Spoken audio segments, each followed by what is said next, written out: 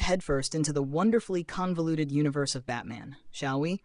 And no, I'm not talking about his ridiculously high-tech and sometimes laughably impractical arsenal of gadgets, or the fact that he's hailed as the world's greatest detective, basically Sherlock Holmes, but with more abs and less deerstalker hats. No, today I want to hone in on something even more baffling, something that leaves fans scratching their heads: Batman's infamous no-kill rule. You know, the one he whispers through gritted teeth, like some caped monk on a moral high horse, right after he's just finished turning half of Gotham into a smoking crater. With all the conviction in the world, Batman growls, "I don't kill." The irony here is so dense, you could slice it with a batarang. Seriously, let's talk about it. You've got Batman barreling through Gotham's streets in what can only be described as a weaponized tank, pretending to be a sports car.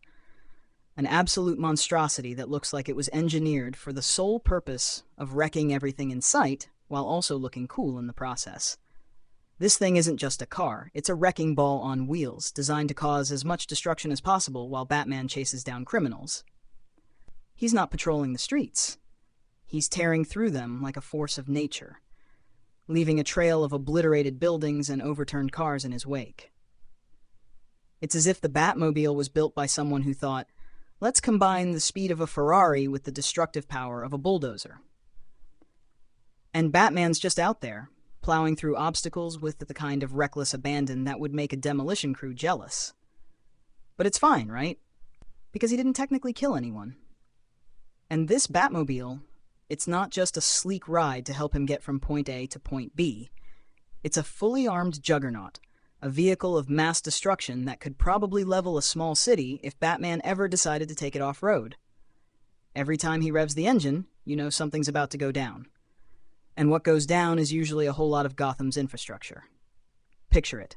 Batman, tearing through the streets at breakneck speed, flipping over cars like they're made of paper, crashing through buildings like they're cardboard boxes. It's pure chaos.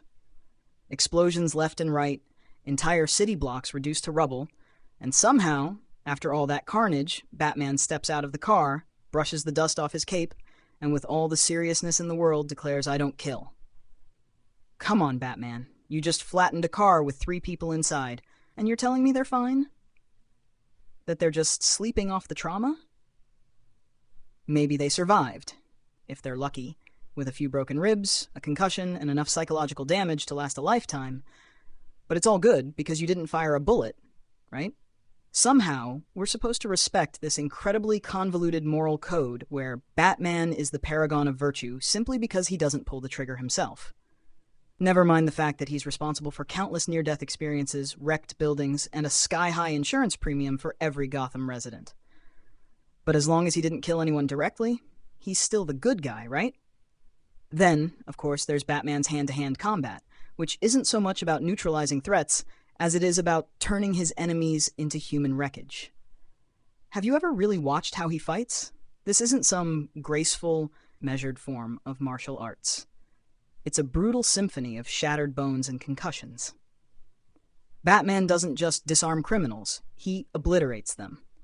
Full-on body slams, bone-breaking throws, and punches that would make a heavyweight boxer jealous. He treats his enemies like they're piñatas, slamming them into walls, smashing them through windows, and generally causing enough bodily harm to warrant a hospital stay. And yet, after all the carnage, Batman still has the audacity to stand over his latest victim and growl, "I don't kill." Really, Bruce? You just sent that guy flying off a rooftop and you expect us to believe he's going to walk away from that?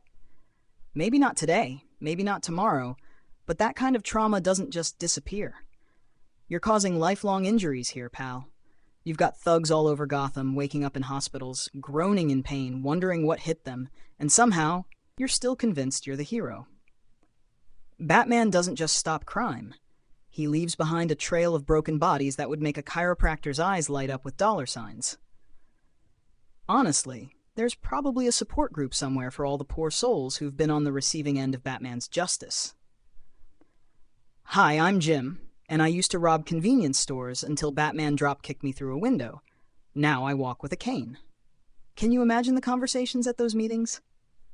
I was just trying to pay my rent, maybe knock over a bank, and suddenly this guy in a cape comes out of nowhere and puts me in traction for 6 months. It's like Batman isn't just fighting crime, he's actively building Gotham's physical therapy industry.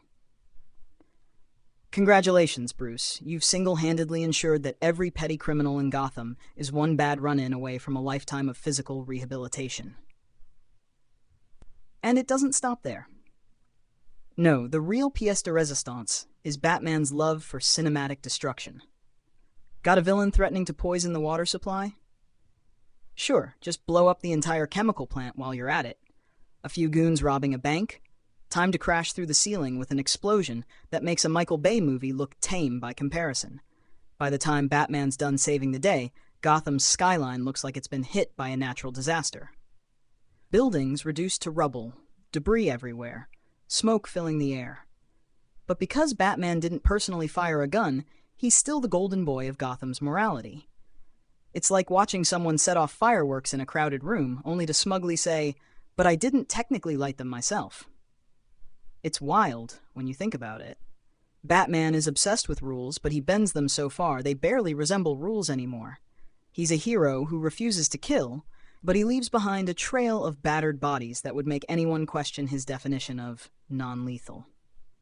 He's the Dark Knight, the vigilante protector of Gotham.